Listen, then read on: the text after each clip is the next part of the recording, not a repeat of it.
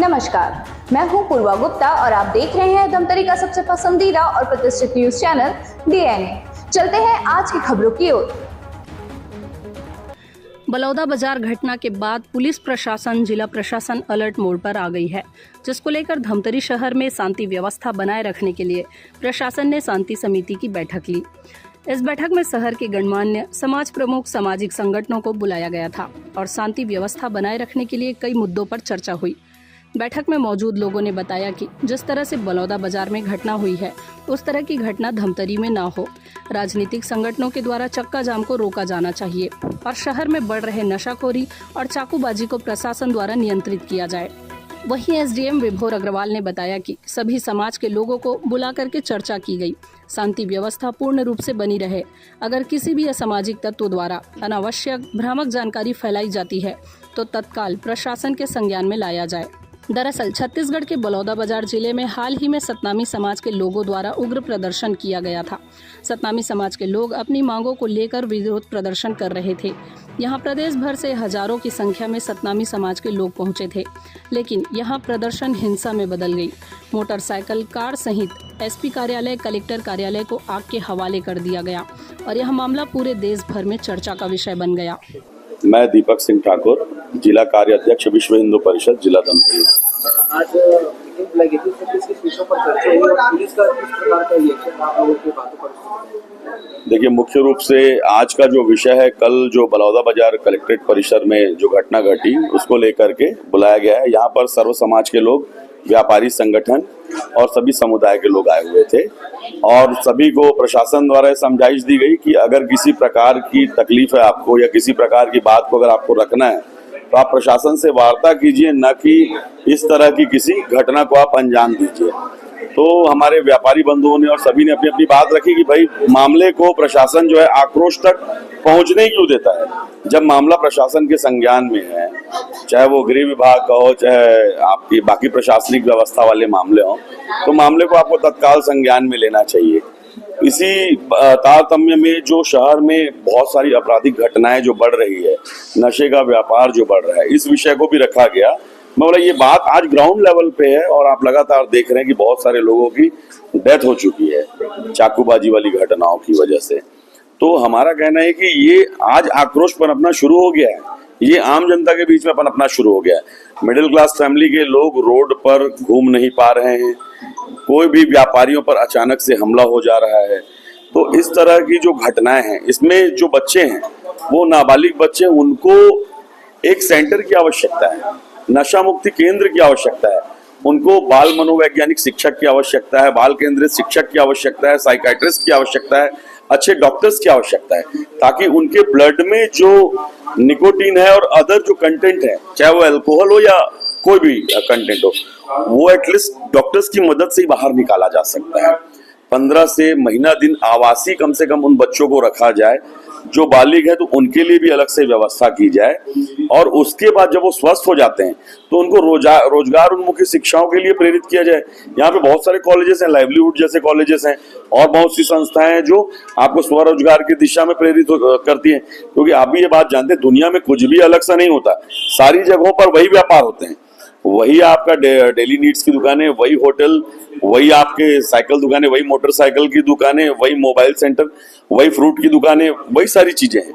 तो जब आत्मनिर्भर बनने के लिए हमारे युवा जब आगे की ओर आएंगे और पैसों की किल्लतें खत्म होगी, वो अगर व्यस्त हो जाएंगे तो उनका दिमाग इन सब दिशाओं में जाएगा ही नहीं।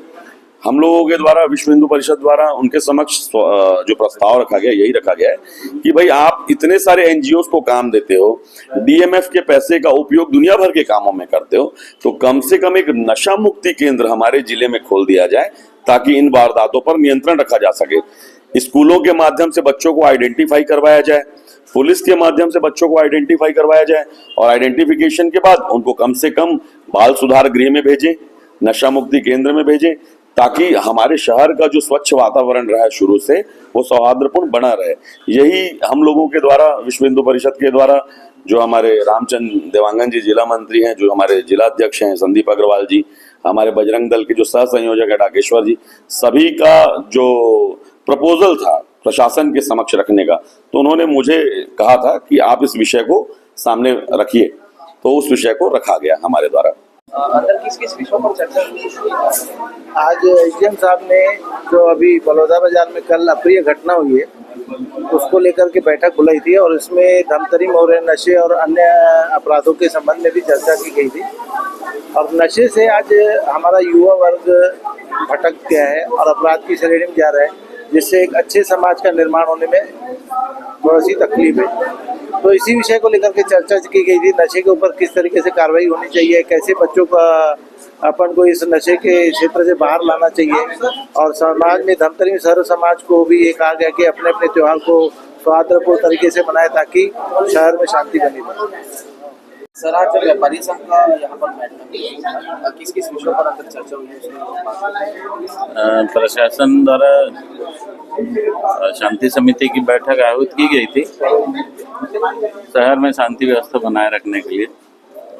नशा मुक्ति जो अभी राज्य में जो अप्रिय स्थिति निर्मित हो रही है, यहाँ शांति, शहर शांत है, शांति यहाँ बनी रहनी चाहिए, इसी पे चर्चा हुई है। अपराध में सबसे पहला अपराध तो नशे का है जो घनघोर रूप से व्याप्त है। प्रशासन जो प्रयास कर रही है हर व्यक्ति को इसमें शामिल होना चाहिए और नशा जब तक बंद नहीं होगा बाकी सारे अपराध बंद नहीं होंगे, ऐसा मेरा मानना है। अंदर किस किस विषयों पर चर्चा हुई? आज मेन तो जो चर्चा हुई, जो परसों बलौदा बाजार की घटना हुई जिसमें पूरे कलेक्ट्रेट को आग लगा दी गई, मुख्य विषय तो वही था। और उसके बाद जो विषय था वो था धमतरी में बढ़ते अपराध के ऊपर चर्चा हुई। जैसे अभी लगातार इतवारी बाजार, केरे गांव और जगह मर्डर हुए, बटांची का उपयोग किया गया, उसके ऊपर चर्चा हो रही थी और जिसमें एक ही साल और नशे के ऊपर भी चर्चा हुई और उसमें एक सलाह दिया गया कि धमतरी में नशा मुक्ति केंद्र होना चाहिए, प्रॉपर मॉनिटरिंग के साथ। केवल बात करके इतनी कर लेना उचित नहीं। क्या मुद्दा था सर? अभी जो है वो सभी समाज के लोगों को बुला करके चर्चा की गई कि जिले में शांति व्यवस्था जो है पूर्ण रूप से बनी रहे। किसी भी असामाजिक तत्व के द्वारा जो है किसी भी प्रकार के न्यूसेंस फैलाए जाने का यदि कोई काम किया जा रहा है तो तत्काल जो है प्रशासन के संज्ञान में उनके द्वारा लाया जाए।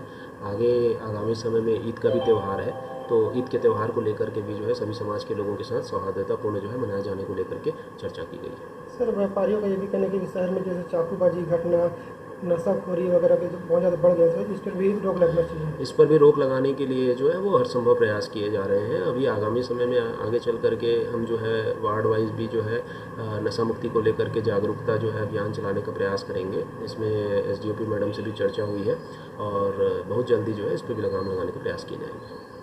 तो ये था आज की खबरों का साथ। आप बने रहिए हमारे साथ। इसी तरीके से हम लेकर आते रहेंगे धमतरी शहर से जुड़ी और आप सभी को प्रभावित करने वाली खबरें। आप बने रहिए हमारे साथ डीएनए न्यूज पर। धन्यवाद। मिलिट्री में रुचि रखने वाले के लिए बड़ी खुशखबरी। अब छत्तीसगढ़ में भी खुला सैनिक school, cardinal warriors private military school. इस स्कूल में मिलेगी आपको सभी प्रकार की सुविधाएं। संपर्क करने के लिए स्क्रीन पर दिए गए नंबर पर कॉल करें।